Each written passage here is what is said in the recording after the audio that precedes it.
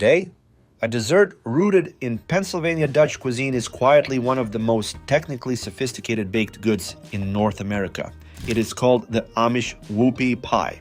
And by the end of this video, you will know exactly why it has held on so tight for so long.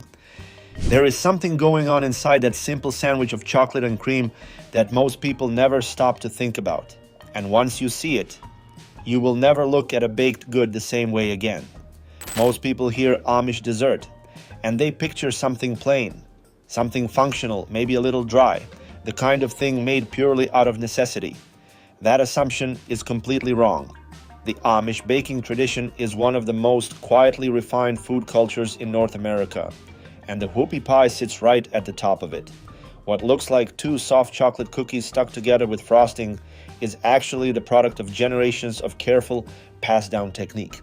And the interesting thing is, almost nobody outside Amish country fully understands why these taste so different from anything you would pull off a grocery shelf. The texture is wrong in the best possible way. The filling behaves differently than standard buttercream. Even the chocolate flavor hits a note you do not expect.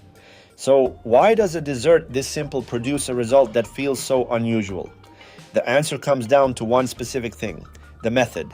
Not the ingredients alone, not the recipe on paper, but the way the Amish approach the act of baking itself, and what that approach does to the chemistry of everything in the bowl. That is what this video is really about. So here is how it actually works, starting from the beginning. A traditional Amish whoopie pie uses a cake-style batter, not a cookie dough, and that distinction matters enormously. Standard drop cookies use high fat and low moisture, which spreads flat and crisps up at the edges as it bakes. A whoopie pie batter flips that balance, using more liquid, more leavening, and less fat relative to flour. What you get out of the oven is something that behaves like a small round cake, soft all the way through, with a tender crumb that springs back when you press it. The leavening agent in most traditional versions is a combination of baking soda and a small amount of buttermilk or sour milk. When those two things meet in the batter, there is an acid-base reaction that releases carbon dioxide bubbles all the way through the mix.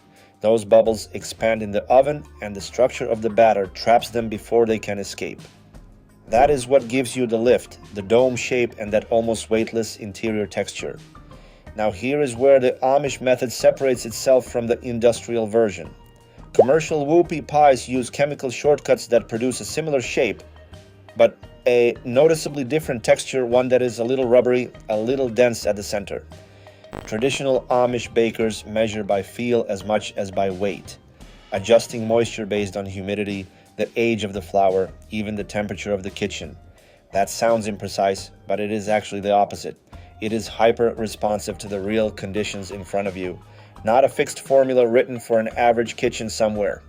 The cocoa used in traditional recipes is natural, not Dutch processed cocoa. Natural cocoa is more acidic, and that acidity does two things. It deepens the color, and it reacts more aggressively with the baking soda, which means more lift and a slightly sharper chocolate note on the palate. Dutch processed cocoa has been treated to neutralize that acid, which smooths the flavor but reduces that reaction, and the texture pays for it. Now for the filling, because this is where most home bakers go wrong. The classic Amish whoopie pie filling is not buttercream. Think of it as the more structured cousin of a fluffernutter. That beloved combination of peanut butter and marshmallow fluff, except here the fluff teams up with something far more stable. It is a marshmallow-based cream made from vegetable shortening whipped with marshmallow fluff, powdered sugar, and vanilla. The vegetable shortening, specifically the older style with a higher melting point, holds the cream stable at room temperature for a long time without breaking or weeping. That stability is not an accident. In Amish communities, these were made in large batches and needed to last through a church service, a barn raising, a full afternoon of outdoor work without the filling sliding out or turning greasy. The structural choice was built into the recipe by real-world necessity. Whipping the vegetable shortening before anything else is added creates an air matrix inside the fat, and the marshmallow fluff anchors into that matrix and holds the bubbles in place. The result is a filling that is light, stable, and has that distinctive slight resistance when you bite through it, almost like it pushes back gently before giving way. That pushback combined with the soft give of the cake layers is the textural contrast that makes the whole thing work. Now let us talk about where all of this actually comes from. The whoopie pie's origin sits in a long-running friendly dispute between Pennsylvania and Maine. Pennsylvania points to the Pennsylvania Dutch cuisine tradition, which includes the Amish and Mennonite settlers of Lancaster County and the surrounding areas, as the clear source.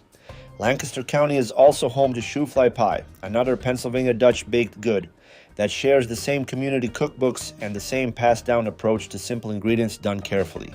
Maine argues its own bakeries were selling whoopie pies under that name just as early. What the historical record does show is that the treat appears consistently in Pennsylvania Dutch cookbooks from the early 20th century, and the name itself is believed to come from the reaction of Amish children and farmhands when they found one packed into a lunch pail. The word whoopie was simply an expression of delight, and it stuck. By the mid-1900s, the treat had become a signature item at every Amish market, roadside stand, and community fundraiser across Pennsylvania. Visitors would drive out specifically to buy them from an Amish market, then bring home the recipe only to find their version never quite matched what they had eaten at the source. That gap between the market version and the home version is real, and it comes back to the method question, that feel-based adjustment that lives in the hands of the baker rather than on a printed card. In 2011, Maine officially declared the whoopie pie its state treat, and that state food designation reignited the Pennsylvania debate all over again and brought a wave of national attention to what had mostly been a regional food up to that point. Today you can find Amish whoopie pies at farmers markets, specialty bakeries, and mail order shops across the country, and the classic chocolate with marshmallow cream version remains the most popular by a significant margin. Seasonal variations appear regularly. Pumpkin in the fall, red velvet around the holidays, lemon in summer, but the original holds its ground. So here is the payoff, the thing that actually explains why these taste like they do. Traditional Amish whoopie pies are the product of a baking culture that never separated technique from environment. The baker was not following a recipe in isolation. She was responding to the day, the ingredients in front of her, the people she was feeding. That responsiveness produced a method that is, in food science terms, more adaptive than almost anything a standardized industrial process can replicate. The natural cocoa reacting against the baking soda, the powdered sugar blended into whipped vegetable shortening for a filling built to last, all of it adds up to a dessert that is technically more sophisticated than it looks.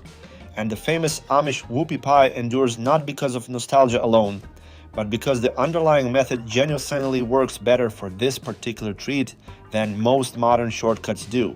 But how did a dessert this humble become the subject of a state food designation debate that made national news? Because it was never really about the cookie. It was about who owned the memory of it. If you ever get the chance to try one fresh from an Amish market, do not pass it up. The version in the plastic wrapper at the gas station is not the same thing. Not even close.